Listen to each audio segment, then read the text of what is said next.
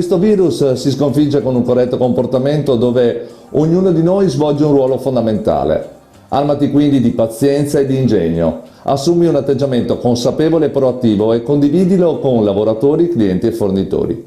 Dobbiamo per forza remare tutti nella stessa direzione e il tuo esempio è importante. Il coronavirus si trasmette principalmente tramite droplet, cioè goccioline respiratorie, sia direttamente entro 2 metri, sia tramite superfici che le mani toccano e poi portano alle mucose, cioè bocca, naso e occhi.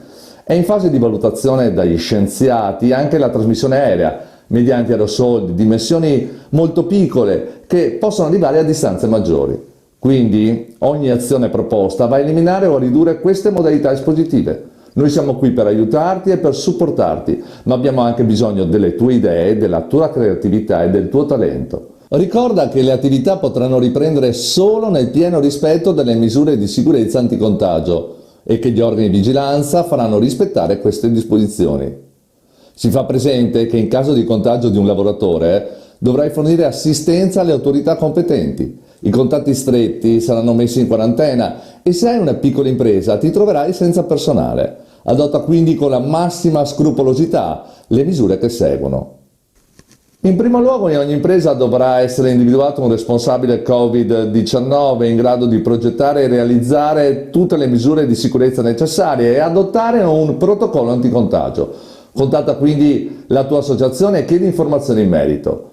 Provvedi immediatamente agli approvvigionamenti del materiale necessario in quanto è fondamentale per la riapertura. Senza questo materiale non potrai svolgere attività lavorativa. Ti servirà quindi un termoscanner, DPI, almeno guanti e mascherine, tutte occhiali o visiere, detergente e disinfettante per le mani, prodotti di pulizia e disinfezione, segnaletica verticale e orizzontale.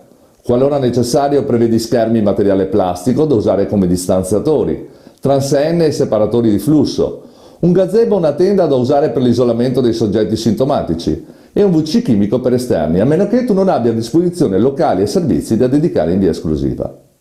Attiva informazione e formazione su comportamenti corretti, misure di corretta prassi igienica e uso di DPI. Provvedi alla tutela dei lavoratori fragili e delle donne in stato di gravidanza con smart working. Sospendi le attività non necessarie e provvedi ad attivare smart working in tutti i casi ove possibile.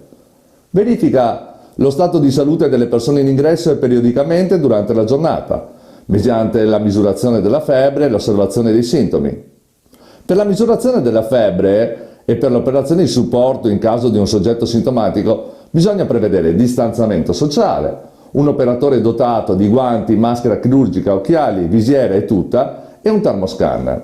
Provvedi a garantire la distanza di sicurezza di almeno 1 metro e se riesci organizza la tua attività prevedendo 2 metri di distanziamento sociale per quanto riguarda le postazioni di lavoro, i luoghi di passaggio, di ristoro e i servizi.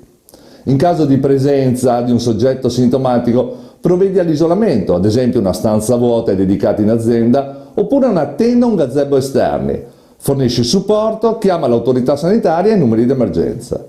Individua zone franche per consegne, carico, scarico di materiali e movimentazione interna delle merci, evitando occasioni di incontro tra persone. Prevedi quindi un'area esterna segnalata oppure un'area filtro tra locali e reparti per movimentazioni interne.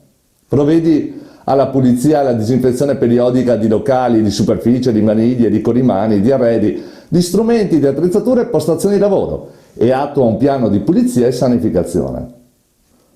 Mantieni areggiati locali e favorisci la ventilazione naturale permanente. Modifica gli impianti di climatizzazione e di cambio d'aria, evitando il ricircolo dell'aria stessa e impedendo la veicolazione dell'aria tra locali e aree diverse e garantendo un effettivo isolamento di ogni area, anche isolando fisicamente bocchette e diffusori. Provvedi alla pulizia e disinfezione di canalizzazione e filtri. Provvedi ad installare sistemi e moduli di disinfezione e sanificazione dell'aria.